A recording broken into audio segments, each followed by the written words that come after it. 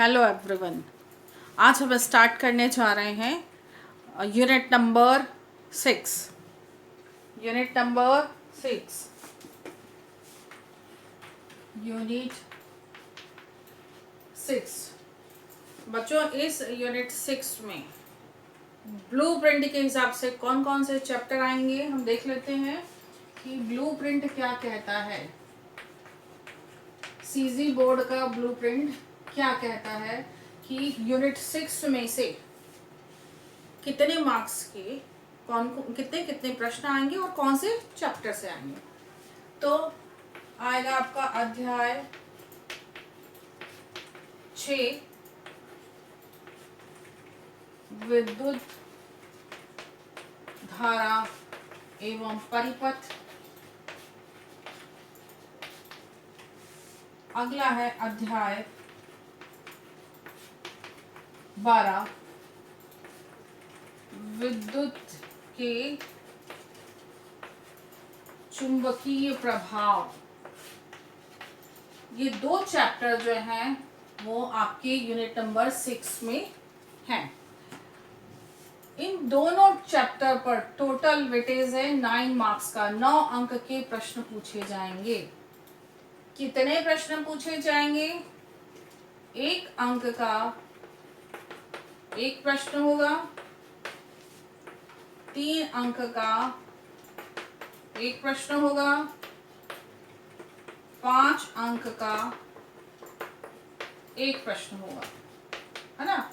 और इस दीर्घ उत्तरीय प्रश्न के साथ क्या होगा, आपको अथवा का ऑप्शन मिलेगा, क्योंकि मैंने स्टार लगाया, इसका मतलब ये होता है अथवा, है ना। टोटल देखते हैं, 5 3 8 के 9 अंक हैं। कितने प्रश्न आएंगे? 3 प्रश्न आएंगे बच्चों। ठीक है, मेरे ख्याल से आप ब्लूप्रिंट से समझ गए होंगे, क्योंकि जब भी हम तैयारी करते हैं परीक्षा की तो हम इन बातों को जरूर ध्यान में रखते हैं। ठीक है ना, परीक्षा की तैयारी हम इस हिसाब से करते हैं। तो ये था हमारा ब्लूप्रिंट। ब्लूप्रिंट क्या कहता है यूनिट 6 के लिए, हम समझ लिए। अब हम स्टार्ट करेंगे इस यूनिट 6 का चैप्टर नंबर 6 विद्युत धारा एवं परिपथ। बच्चों, ये मैं मिटा रही हूँ।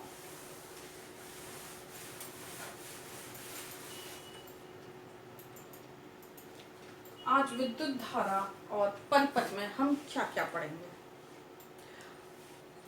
हम सबसे पहले देखेंगे, हमने पिछली क्लास में विद्युत के बारे में क्या पढ़ा है। ठीक है, हमारा पूर्व ज्ञान।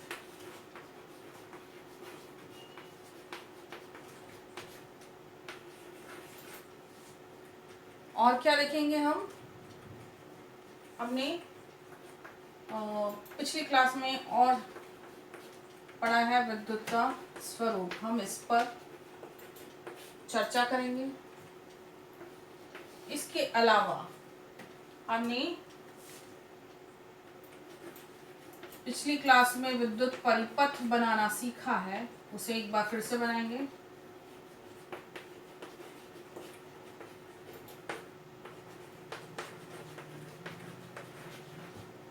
विद्युत परिपथ का निर्माण करेंगे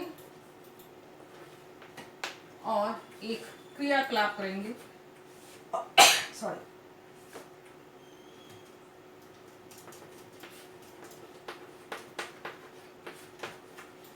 इस क्रियाकलाप के माध्यम से हम चालक व कुचालक पदार्थ को समझने की कोशिश करेंगे। ठीक है बच्चों, तो हम स्टार्ट करते हैं हमारा पूर्व ज्ञान। हमारा पूर्व ज्ञान इस विद्युत के बारे में क्या कहता है।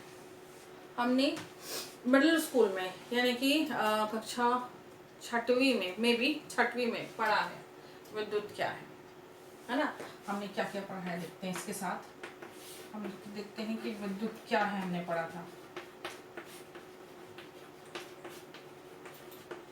हमने पढ़ा था आवेश का प्रवाह विद्युत कहलाता है। ठीक है, विद्युत के स्वरूप हमने पढ़े थे। देखिए, ये विद्युत के दो स्वरूप होते हैं। पहला होता है स्थिर विद्युत और दूसरा होता है धारा विद्युत या विद्युत धारा। ठीक है, स्थिर विद्युत आपने पढ़ लिया है पिछली कक्षा में।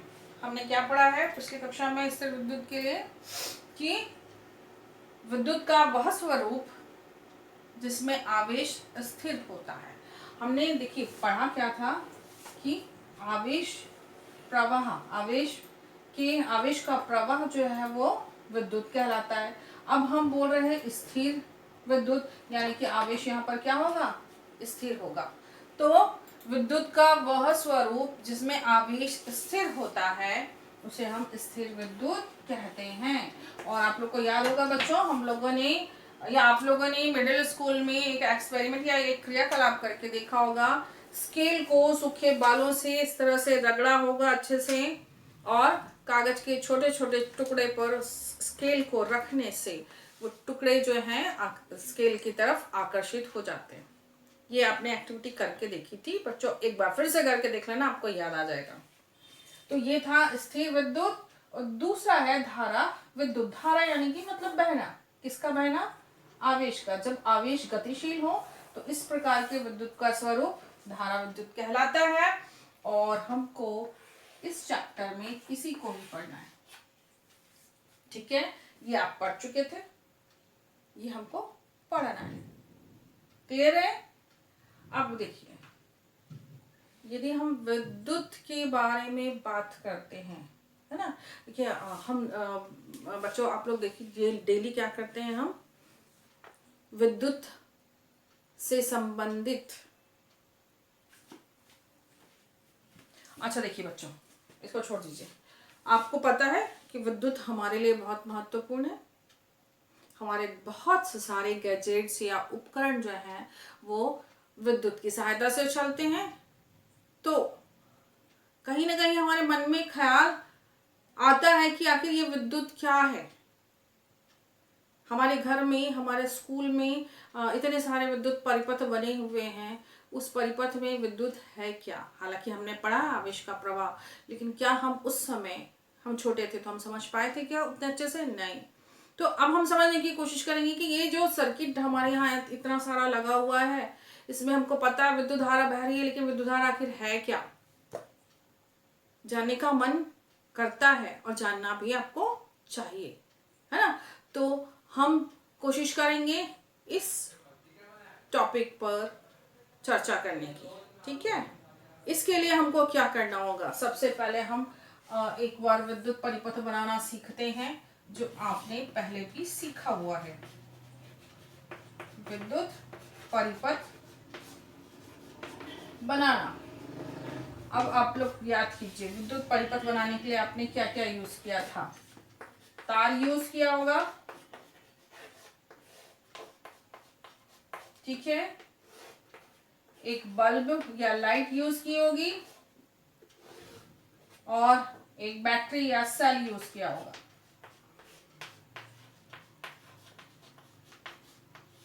ठीक है बच्चों, विद्युत परिपथ हम बनाना सीखेंगे, हम सीख चुके हैं, हम एक बार फिर से बना के देखेंगे, है ना, और फिर इसके साथ एक एक एक्टिविटी करेंगे। ठीक है, तो सबसे पहला हमारे पास, हम विद्युत परिपथ किसे कहेंगे बच्चों, मैं इसे मिटा दे रही हूं।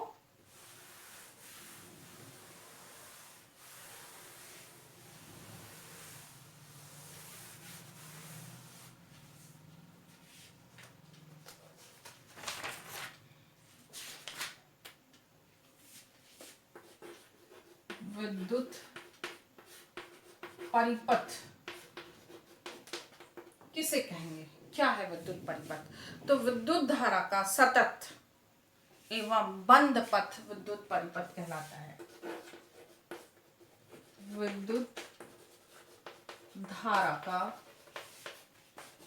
सतत यानी निरंतर एवं बंद पथ विद्युत परिपथ कहलाता है।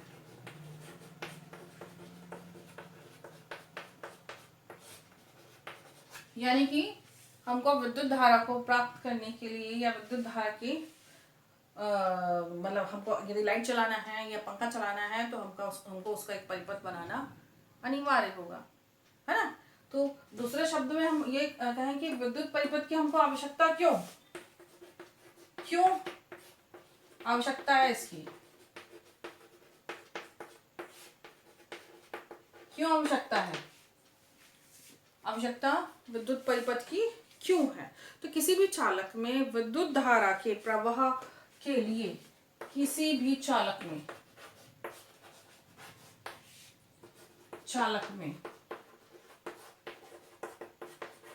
विद्युत धारा के निरंतर प्रवाह के लिए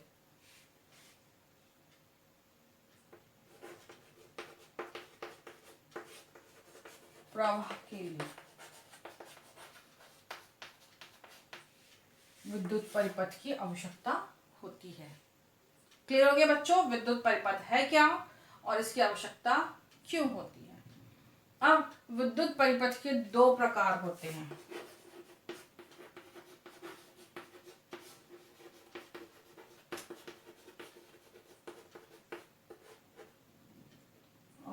पहला प्रकार खुला परिपथ, दूसरा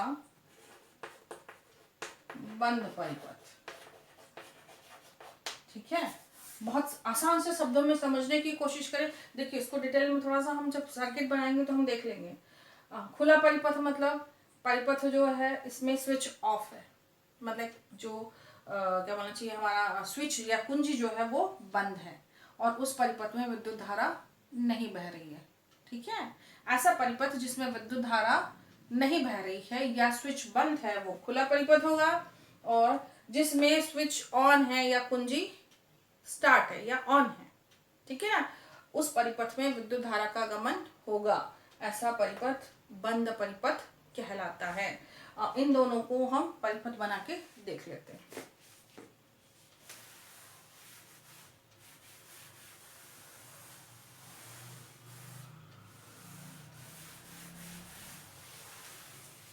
परिपथ बनाने से पहले हम परिपथ का रेखा चित्र बनाएं। क्या बनाएं? परिपथ का रेखा चित्र। अब रेखा चित्र क्या होता है बच्चों? रेखा चित्र वो होता है कि देखिए जो भी विद्युत परिपथ होता है उसमें उस परिपथ में बहुत सारे उपकरण जुड़े हुए होते हैं।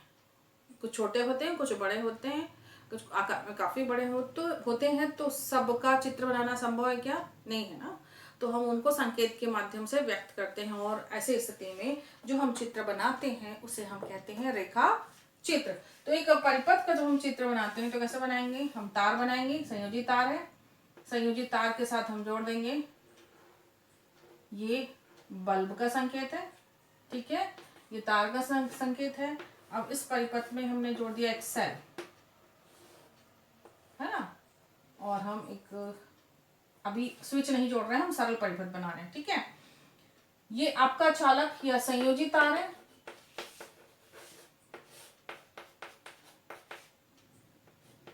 ये संयोजी तार है, ये आपका सेल है। ठीक है, जब ये इस तरह से हो, ठीक है ना, तब हम इसे कहेंगे बैटरी। ये चीज हमको आगे पढ़नी है। ठीक है, ये सेल है, ये कोई उपकरण है या हम इसे बोलते हैं बल्ब। ठीक है, सेल जब हम बनाते हैं तो उसका संकेत एक बड़ी लाइन और एक छोटी लाइन। बड़ी लाइन जो है वो सेल के धन आवेश को व्यक्त करता है और छोटी लाइन जो है वो ऋण आवेश यानी कि ऋण सिरे को व्यक्त करती है। इसका मतलब सेल के में दो टर्मिनल होते हैं। ठीक है, सेल में दो टर्मिनल होते हैं। अगर मैं एक सेल की बात करती हूँ तो कैसा रहता है सेल? ऐसा रहता है, एक सिरा ऐसा रहता है और दूसरा सिरा कैसा रहता है? ऐसा उठा हुआ रहता है। ठीक है, और यहीं पर आप देखेंगे लिखा रहता है धन। ये इसका धन टर्मिनल है और ये चपटा वाला जो है इसका ऋण सिरा या ऋण टर्मिनल होता है। और इसी धन सिरे को हम बड़ी लाइन से व्यक्त करते हैं और ऋण सिरे को छोटी लाइन से व्यक्त करते हैं। ठीक है, ये सबसे सरल परिपथ है, सिंपल परिपथ है, इसमें हमने स्विच नहीं लगाया है। तो ठीक है, मैं बताती हूँ आपको। मैंने एक सर्किट बना के रखा हुआ है, मैं सीधा सीधा इसे बैटरी से कनेक्ट करने की कोशिश करती हूँ। ठीक है, और आपको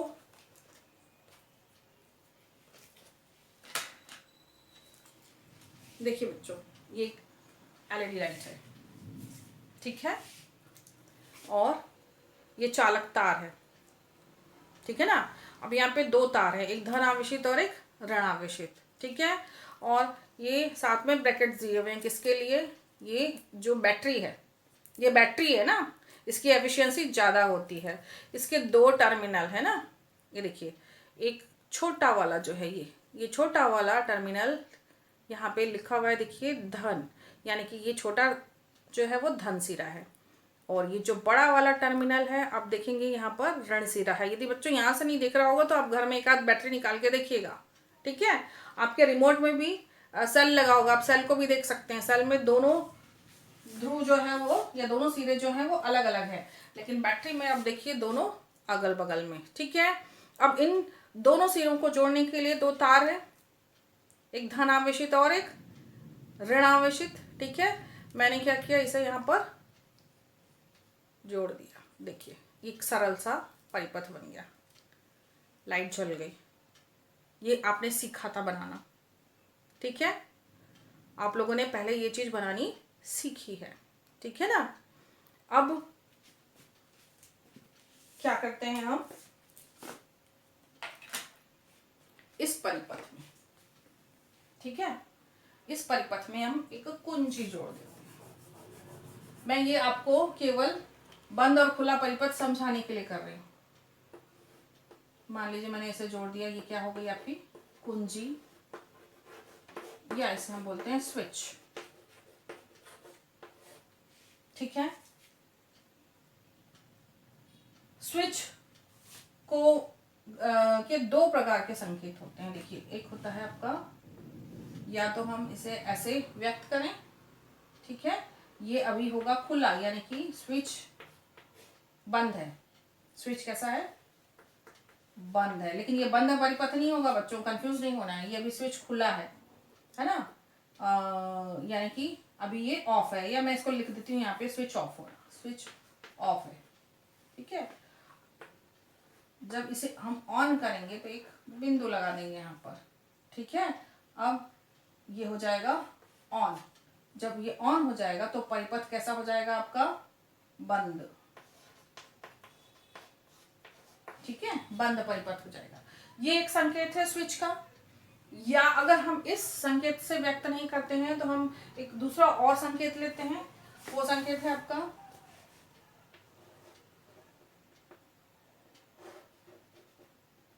ये, ठीक है। और ऑन ऑफ की बात कर रहे हैं तो हम बता दें इसको ऐसे, ये ऐसा होगा, ठीक है, ये ऑफ है स्विच, ये अभी ऑन है। अगर मेरे पास स्विच है तो मैं बताऊं आपको, देखिए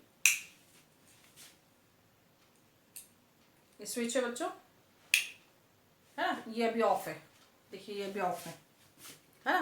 तो ऑफ है तो हम, ऑफ है तो इसका मतलब ये ऐसी स्थिति में होगा, ये दोनों टर्मिनल जो है कैसे हो जाएंगे? अलग अलग होंगे।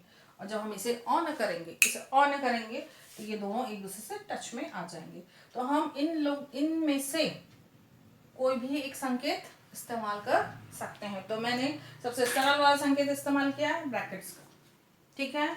जब कुंजी या स्विच आपका ऑफ है तो ऐसा परिपथ खुला परिपथ कहलाएगा। क्यों? क्योंकि इस समय अब विद्युत धारा इसमें नहीं बह रही है। लेकिन जैसे ही मैंने स्विच ऑन किया तो बल्ब जो है वो जलने लगेगा और ऐसा परिपथ जो है पूरी तरह से बंद हो जाएगा, ठीक है। ये परिपथ कहलाता है बंद परिपथ। बच्चों यहाँ तक समझ गए होंगे आप लोग। अब चलिए हम एक्टिविटी की बात कर रहे थे, हम एक एक्टिविटी करके देखते हैं इसके साथ। क्या एक्टिविटी करके देखेंगे? देखिए,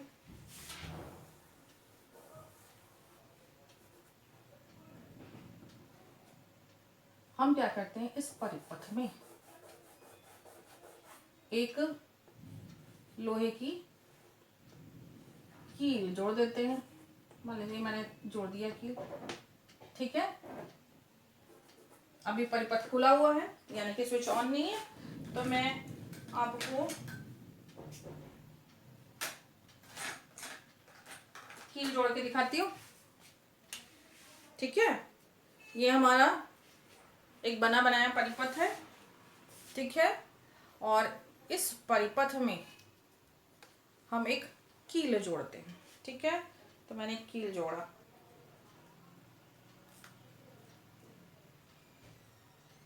सबसे पहली एक्टिविटी हमारी, हमने एक कील जोड़ा, ठीक है। और परिपथ को स्विच ऑन किया, मैंने स्विच नहीं लगाया है, मैंने इसके साथ जोड़ दिया, ठीक है। देखिए क्या हो रहा है, बल्ब जल रहा है। मैंने क्या जोड़ा है, कील जोड़ा है, बल्ब जल रहा है। बल्ब जल रहा है, इसका मतलब इसमें से विद्युत धारा, इसमें से होकर के विद्युत धारा गमन कर रही है या प्रवाहित हो रही है, ठीक है। क्या क्या मैंने इस पूरे परिपथ में मैंने एक कील जोड़ दिया। कील जोड़ करके परिपथ को कंप्लीट करने का प्रयास किया, तो हमने देखा कि बल्ब जलता है। इसका मतलब इस परिपथ में हम एक ऐसी वस्तु जोड़े, कोई भी वस्तु जोड़ के देख सकते हैं। तो हमने कील जोड़ा है, तो परिपथ में से विद्युत धारा बह रही है, इस कील में से होकर के विद्युत धारा बह रही है, तभी क्या हो रहा है, ये बल्ब जो है वो जल रहा है। तो चलिए इस एक्टिविटी में हम एक चीज देख लेते हैं, क्या कि हमने देखा स्विच ऑन किया तो विद्युत धारा इस तरह से बही, हमेशा धन सिरे से ऋण सिरे की ओर बहती है, तो बल्ब जो है वो जल गया, ठीक है। तो मैंने क्या जोड़ा था, लोहे की कील, तो बल्ब जला, ठीक है। अब इस परिपथ में हम क्या करते हैं, फिर एक कोई दूसरी वस्तु जोड़ के देखते हैं। मान लीजिए मैंने जोड़ा इसमें पेंसिल, ठीक है, पेंसिल जोड़ दिया, ठीक है। चलिए अब इस परिपथ में हम एक पेंसिल जोड़ के देखते हैं। ये कील हमने निकाल दिया है,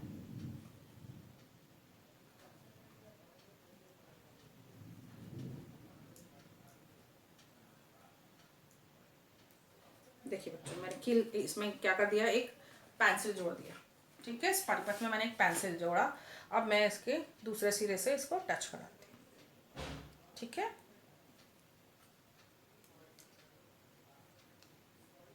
ये देखिए,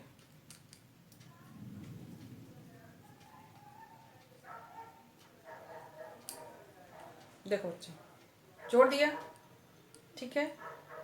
बल्ब जला, क्या दिख रहा है आपको, बल्ब जला नहीं जला, है ना। तो क्या किया हमने, पेंसिल जोड़ी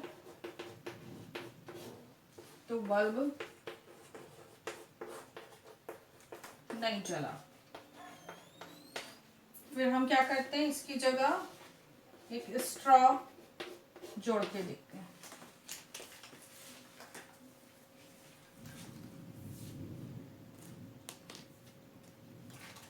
स्ट्रॉ समझ रहे हैं बच्चों, कोल्ड ड्रिंक पीने के लिए जो पाइप्स होते हैं, जो प्लास्टिक के बने होते हैं, मैंने इसे जोड़ दिया।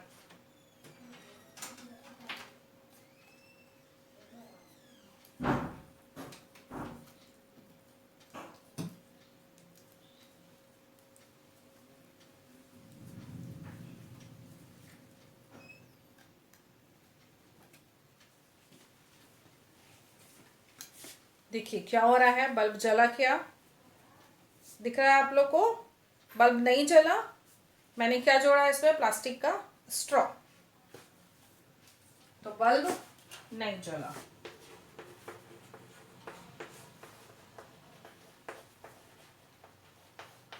इस एक्सपेरिमेंट में हम कुछ कुछ और आगे कर सकते हैं, सिक्का जोड़ के देख सकते हैं,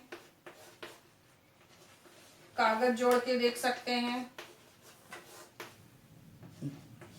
रबर जोड़ के देख सकते हैं, और इस तरह का अवलोकन करके देखेंगे कि कब लाइट जली और कब नहीं जली। जब हम सिक्का जोड़ते हैं तो बल्ब जलता है, ये आप करके देखेंगे खुद। कागज जोड़ेंगे तो बल्ब नहीं जला।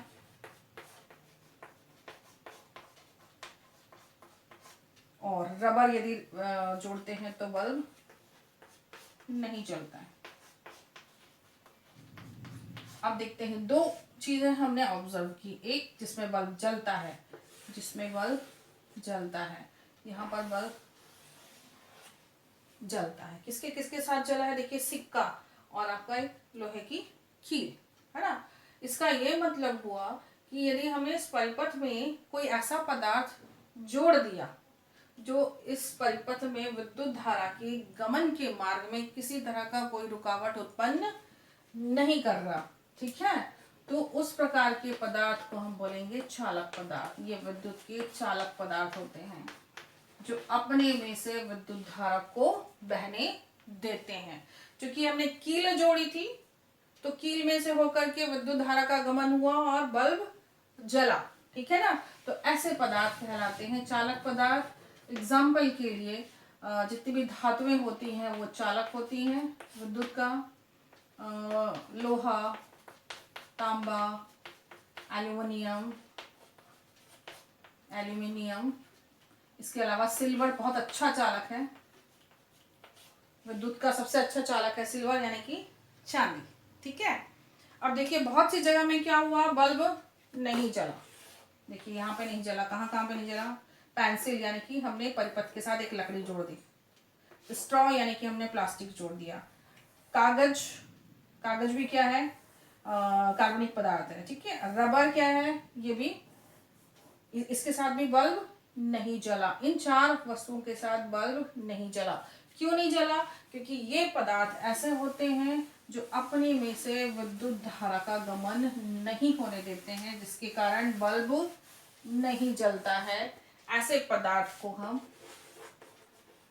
कुचालक पदार्थ या विद्युत रोधी पदार्थ कहते हैं, ठीक है। एग्जाम्पल के लिए रबर, प्लास्टिक, लकड़ी, कागज आदि। अब देखिए बच्चों, हम लोग घर में जो टेस्टर इस्तेमाल करते हैं, टेस्टर जानते हो, परिपथ में विद्युत धारा का गमन हो रहा है या नहीं हो रहा है उसको चेक करने के लिए हम टेस्टर इस्तेमाल करते हैं ना। उस टेस्टर के ऊपर प्लास्टिक का कवर चढ़ा होता है और वहीं से हम उसको पकड़ते हैं। हम ये देखिए, ये टेस्टर इस तरह से होता है,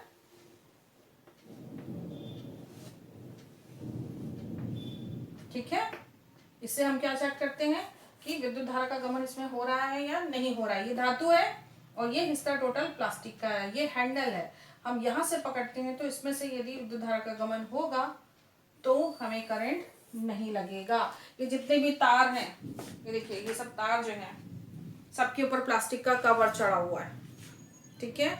इसके कारण हमको करंट नहीं लगता। लेकिन यही यदि इस तरह से खुला हुआ हो तो इसमें से विद्युत धारा का गमन होगा। कब होगा, जब ये किसी विद्युत परिपथ से जुड़ा हुआ होगा। अभी ये परिपथ से जुड़ा हुआ नहीं है तो इससे करंट हमें नहीं लगेगा, ठीक है।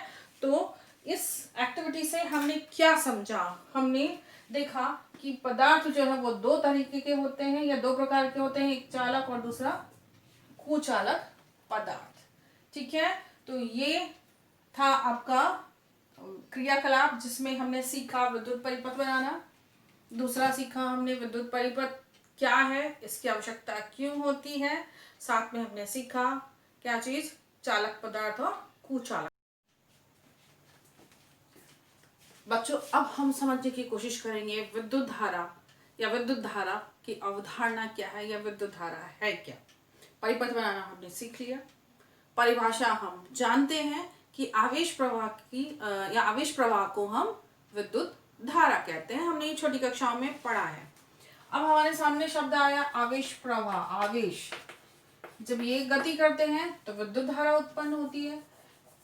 ये आवेश कितने प्रकार के होते हैं बच्चों, ये आवेश होते हैं, आपको याद होगा, बताया गया होगा पुरानी कक्षाओं में कि ये दो प्रकार के होते हैं, एक होता है धन आवेश जिसे हम प्रोटॉन कहते हैं, ठीक है, इसे हम P से प्रदर्शित करते हैं। एक होता है ऋण आवेश जिसे हम इलेक्ट्रॉन कहते हैं और हम इसे स्मॉल e से प्रदर्शित करते हैं, ठीक है।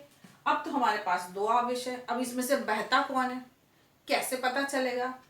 परिभाषा फिर से एक बार देखिए, हमने पढ़ा है आवेश प्रवाह की दर। प्रवाह होना मतलब गति करना। आवेश यदि गति करेगा तब विद्युत धारा उत्पन्न होगी, ठीक है। ये विद्युत का कौन सा स्वरूप है? दूसरा स्वरूप, जो जिसको कि हमको अब पढ़ना है ना। अब हम पढ़ रहे हैं आवेश गति कर रहा है। कौन सा आवेश प्रवाहित हो रहा है, धन आवेश या ऋण आवेश, ये कैसे पता चलेगा? चलिए हम फिर से एक बार पुरानी कक्षा की कुछ बातों को रिकॉल करते हैं। 9th क्लास में हमने पढ़ा है परमाणु संरचना। हमने पढ़ा कि जो परमाणु होता है उसके केंद्र में एक नाभिक होता है और उस नाभिक में होते हैं प्रोटॉन और न्यूट्रॉन। इस पर होता है धन आवेश और ये जो होते हैं ये उदासीन होते हैं, ठीक है। ये केंद्र में क्यों होते हैं, या नाभिक में क्यों होते हैं? क्योंकि ये होते हैं भारी, ठीक है। और भारी होने के कारण एक जगह पर स्थिर रहते हैं। तो क्या ये इधर उधर घूम सकते हैं? क्या ये भारी है तो एक जगह पे स्थिर है। अब नाभिक के बाहर के चारों तरफ ये होता है इलेक्ट्रॉन कक्ष, ये हमने 9th में पढ़ा है। और इस इलेक्ट्रॉन कक्ष में इलेक्ट्रॉन जो है वो चक्कर लगाते रहते हैं। क्यों चक्कर लगाते हैं? क्योंकि ये होते हैं हल्के, ये हल्के होते हैं इसलिए चक्कर लगाते हैं, ठीक है। अब जब ये हल्के होते हैं तो चक्कर लगाते हैं, तो आप बच्चों सोचिए कि दोनों में से कौन सा आवेश गति करेगा? ऋण आवेश जो है यही गति करेगा। क्यों? क्योंकि ये हल्का होता है और हल्के होने के कारण ये गति करता है और इसकी गति के कारण क्या उत्पन्न होती है? विद्युत धारा उत्पन्न होती है। तो अब इसकी परिभाषा क्या होगी? अभी हमने पढ़ा था आवेश प्रवाह की को हम विद्युत धारा कहते हैं। तो अब हम क्या करेंगे? इलेक्ट्रॉन के प्रवाह की या इलेक्ट्रॉन के प्रवाह को हम विद्युत धारा कहते हैं, ठीक है। अब एक्चुअली हम समझने की कोशिश करेंगे कि परिपथ में विद्युत धारा कैसे बह रही है। अब देखिए, अब मैंने परमाणु की बात की, अब हम किसी चालक तार यानी कि जिस वायर की बात हम करते हैं, जो तार हम परिपथ में लगाते हैं, मोस्टली उसमें कॉपर होता है, कॉपर धातु है, ठीक है। और इसके ही तार जो है हम परिपथ में मैक्सिमम इस्तेमाल करते हैं, ठीक है। अगर कॉपर के परमाणु की संरचना देखें तो उसमें भी यही स्थिति होगी, प्रोटॉन और न्यूट्रॉन केंद्र में होंगे, इलेक्ट्रॉन जो है वो चक्कर लगाते रहते हैं हल्के होने के कारण, ठीक है। मान लीजिए एक तांबे का तार है या एक चालक तार है, ठीक है। ये पतला सा तार था, इसको मैंने बड़े व्यू में लिया, ये हो गया मोटा। अब देखिए, चूंकि ये ठोस है तो ये बहुत सारे परमाणुओं से मिलके बना होगा। ये अब परमाणु जो है इस तरह से पास पास होंगे, यहाँ पे बहुत सारे परमाणु होंगे, ये परमाणु होते हैं पास पास, इसलिए ये ठोस अवस्था में है, ठीक है। अब इन परमाणुओं में क्या क्या होंगे? धन आवेश और ऋण आवेश तो होंगे ही, ठीक है। अब ये धन आवेश और ऋण आवेश जो है क्या होंगे? ऐसे इस तरह से होंगे, बिखरे हुए पूरी इस तरह से। अगर मैं इसको मिटा दूं, परमाणु को मिटा दूं यहाँ पे, अब मैं केवल आवेश बना रही हूँ, तो क्या होगा? धन आवेश, ऋण आवेश, ये इस तरह से तार में बिखरे हुए होंगे,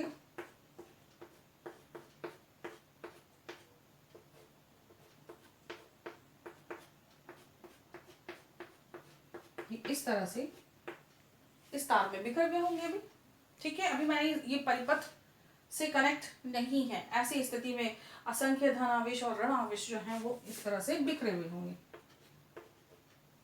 ठीक है। अब देखिए क्या होगा, मान लीजिए अभी देखिए ये पूरे बिखरे हुए हैं, मान लीजिए इसे हमने एक परिपथ से जोड़ दिया, ठीक है, परिपथ से जोड़ दिया तो क्या हुआ, वोल्टेज मिला। वोल्टेज मिलने के कारण क्या होगा, इलेक्ट्रॉन हल्के होते हैं और ये जो इधर उधर बिखरे हुए हैं ना चारों तरफ, जैसे ही इन्हें वोल्टेज मिलता है, ठीक है, ये क्या हो जाते हैं, सब एक दिशा, अब ये कहीं भी इधर उधर बिखरे हुए, किसी भी दिशा में बिखरे हुए हैं, जैसे ही इन्हें वोल्टेज मिला ये सारे के सारे जो है एक दिशा में एक लाइन इस तरह से व्यवस्थित हो जाते हैं और क्या करने लगते हैं, गति करने लगते हैं, ठीक है। क्यों गति करने लगते हैं, क्योंकि इलेक्ट्रॉन जो होते हैं वो हल्के होते हैं, प्रोटॉन भारी होते हैं, इसलिए वो अपनी जगह से मूव नहीं करते। अब ये इलेक्ट्रॉन जो है जब ये गति करने लगेंगे तो क्या होगा, इस परिपथ में विद्युत धारा उत्पन्न होगी, ठीक है। इनके गति के कारण विद्युत धारा उत्पन्न होगी। अब देखिए इसमें विद्युत धारा की दिशा का निर्धारण कैसे करेंगे और इसकी परिभाषा हम कैसे व्यक्त करेंगे। देखिए इलेक्ट्रॉन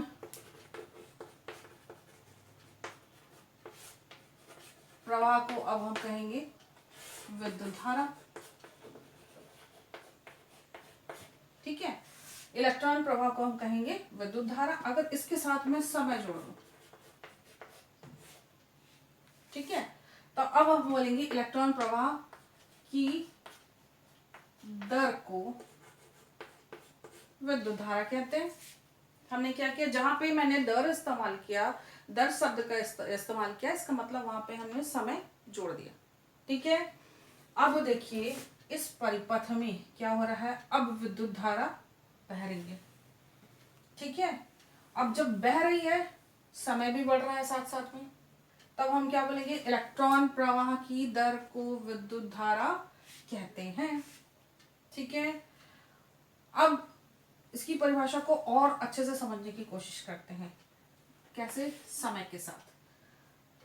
अगर मैं इस तार के इतने से हिस्से को काटूं, जिसे कहते हैं हम अनुप्रस्थ काट का क्षेत्रफल, ठीक है, यदि इकाई समय में यानी कि 1 सेकंड में जितने इलेक्ट्रॉन जो है यहां से अनुप्रस्थ काट के क्षेत्रफल में से प्रवाहित होते हैं, उसे हम कहेंगे विद्युत धारा, ठीक है। 1 सेकंड में किसी चालक तार के अनुप्रस्थ काट के क्षेत्रफल में से इकाई समय में जितने इलेक्ट्रॉन प्रवाहित होते हैं उसे हम विद्युत धारा कहते हैं, ठीक है बच्चों। थोड़ा सा एक बार फिर से समझाने की कोशिश कर रही हूँ। बहुत सारी परिभाषाएं हमने पढ़ी है, हमने पढ़ा है आवेश प्रवाह को क्या कहते हैं, विद्युत धारा कहते हैं। फिर जब हमने समझा कि इलेक्ट्रॉन बहते हैं तो हमने कहा इलेक्ट्रॉन के प्रवाह को हम विद्युत धारा कहते हैं। अब हम अपनी कक्षा के अनुरूप इस परिभाषा को और थोड़ा सा व्यवस्थित करके पढ़ते हैं। क्या करते हैं, हम इसके साथ समय को इन्वॉल्व करते हैं और हम पढ़ते हैं कि विद्युत धारा हम किसे कहेंगे, इलेक्ट्रॉन प्रवाह की दर को हम विद्युत धारा कहते हैं। यहाँ पे हमने समय लिया है, क्या लिया है, इकाई समय या 1 सेकंड, अर्थात ये चालक तार का अनुप्रस्थ काट का क्षेत्रफल है और इकाई समय में इस इकाई अनुप्रस्थ काट के क्षेत्रफल में से 1 सेकंड में जितने इलेक्ट्रॉन प्रवाहित होते हैं उसे हम विद्युत धारा कहते हैं। तो ये था आपका विद्युत धारा की परिभाषा।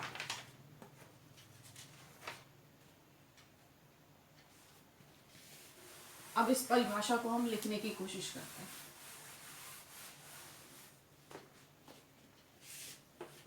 विद्युत धारा वह कुल आवेश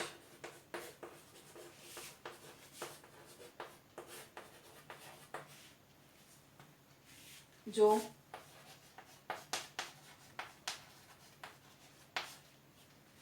चालक के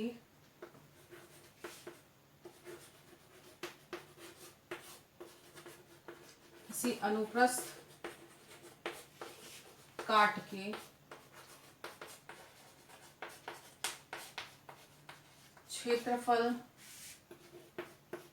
में से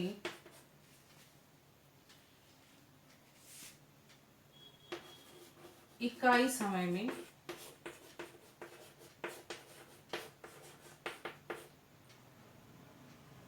प्रवाहित होता है।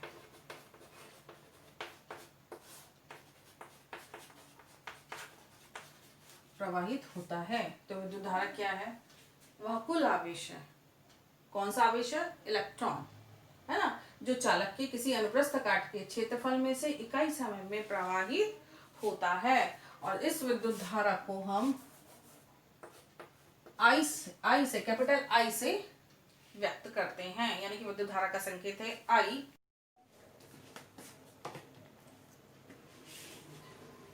यदि Q कूलाम्ब आवेश, ठीक है, यदि Q कूलाम्ब आवेश किसी चालक के अनुप्रस्थ काट के क्षेत्रफल में से इकाई समय में से प्रवाहित होता है, तो विद्युत धारा यानी I का मान क्या होगा? तो I बराबर होगा आवेश कितना, Q, समय कितना है, इकाई समय, ये हो गया T, ठीक है।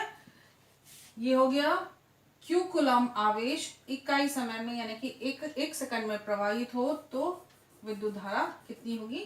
I होगी। अब हम विद्युत धारा का मात्रक निकालेंगे इस सूत्र से। ये जो राशि है इसका मात्रक लिखते हैं, तो ये आवेश का मात्रक है कूलाम्ब और समय का मात्रक है सेकंड। तो विद्युत धारा का मात्रक क्या हुआ? कूलाम्ब, ये हुआ, ये जो लाइन है इसे लिया प्रति और नीचे का सेकंड, कूलाम्ब प्रति सेकंड। ये बहुत लंबा है, यदि हम इसे शॉर्ट में लिखना चाहें तो ये कूलाम्ब प्रति सेकंड जो है वो बराबर होता है एम्पियर के। और ये एम्पियर जो है ये विद्युत धारा का SI मात्रक है। इस मात्रक का नाम एम्पियर पड़ा। ये क्यों पड़ा? क्योंकि इसके बारे में एक फ्रांसीसी वैज्ञानिक थे जिनका नाम था सर आंद्रे मैरी एम्पियर। इन्होंने ही इसके बारे में बताया था, इसलिए विद्युत धारा के मात्रक का नाम इनके नाम पर पड़ा, एम्पियर। ठीक है बच्चों, अब हम देखते हैं ये एम्पियर जो है इसकी क्या परिभाषा होगी। परीक्षा में प्रश्न आता है कि विद्युत धारा के SI मात्रक को परिभाषित कीजिए। तो SI मात्रक को परिभाषित करने के लिए हम फिर वापस इसी सूत्र में चलते हैं। यदि इसका मान रखें 1 कूलाम्ब और ये रखें 1 सेकंड, ठीक है, तो इस सूत्र में मैंने रखा आवेश की जगह 1 कूलाम्ब आवेश और समय रखा 1 सेकंड।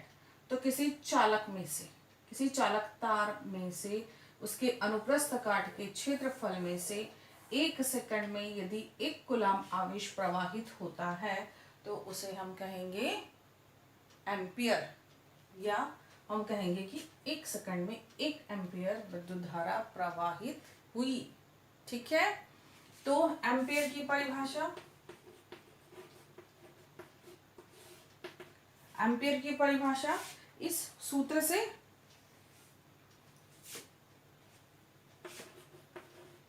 जब किसी चालक तार के अनुप्रस्थ काट के क्षेत्रफल में से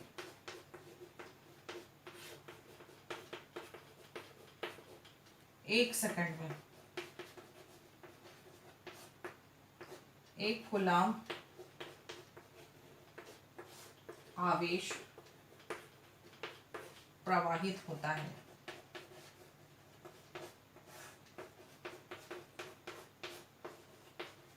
तो प्रवाहित विद्युत धारा 1 एम्पियर कहलाती है।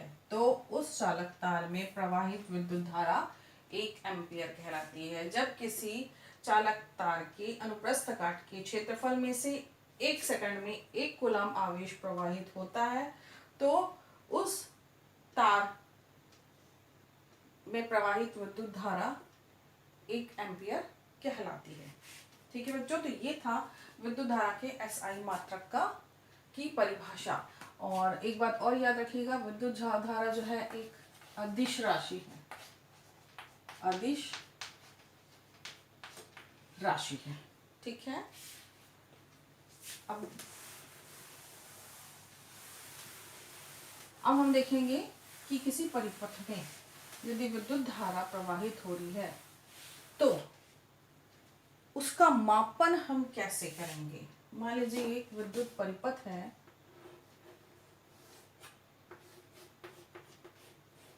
इस परिपथ में से प्रवाहित विद्युत धारा का मान कितना होगा, इसे निकालने के लिए या उसे ज्ञात करने के लिए एक यंत्र का इस्तेमाल किया जाता है जिसे अमीटर कहते हैं। और जब इस अमीटर को परिपथ में जोड़ा जाता है तो अमीटर का धनात्मक सिरा परिपथ के धनात्मक सिरे से और ऋणात्मक सिरा जो है वो परिपथ के ऋणात्मक सिरे से जोड़ा जाता है। अर्थात इसमें यदि हम अमीटर जोड़ें तो ये इस तरह से होगा, कैसे, ये धनात्मक सिरा है परिपथ का तो ये धनात्मक सिरा और ये इसका हो गया ऋणात्मक सिरा। ठीक है, तो विद्युत धारा में प्रवाहित विद्युत धारा का मापन करने के लिए परिपथ में अमीटर को जोड़ा जाता है। साथ में इस बात का ध्यान रखा जाता है कि अमीटर का धनात्मक सिरा परिपथ के धनात्मक सिरे से जोड़ा जाता है, ऋणात्मक सिरा परिपथ के ऋणात्मक सिरे से जोड़ा जाता है। देखिए बच्चों यहाँ से दिख रहा है। ठीक है, दूसरी चीज एक और याद रखने वाली है कि इसे हमेशा श्रेणी क्रम में जोड़ा जाता है।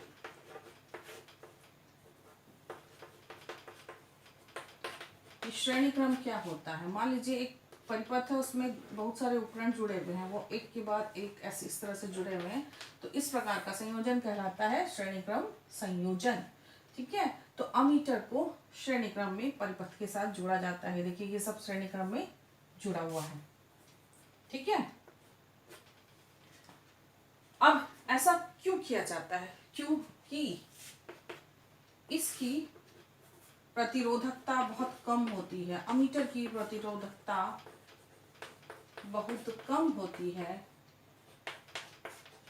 इसलिए इसे श्रेणी क्रम में जोड़ा जाता है ताकि परिपथ में अधिक से अधिक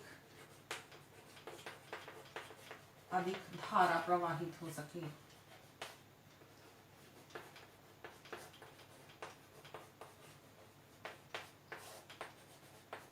सके। ठीक है, तो ये था आपका विद्युत धारा। और विद्युत धारा का ये मापन के लिए अमीटर का इस्तेमाल किया जाता है, इसे श्रेणी क्रम में जोड़ा जाता है। इसकी वजह भी यही है कि इसकी प्रतिरोधकता कम होती है और इस वजह से क्या होगा, प्रतिरोधकता कम होने के कारण इसे श्रेणी क्रम में जोड़ा जाता है ताकि परिपथ में अधिक से अधिक विद्युत धारा प्रवाहित हो सके। ठीक है, तो हमने इस वीडियो में पढ़ लिया विद्युत धारा क्या है। नेक्स्ट वीडियो में मिलेंगे बच्चों हम विभव विभवांतर विद्युत क्षेत्र के साथ। हम अगले वीडियो में इस पर चर्चा करेंगे।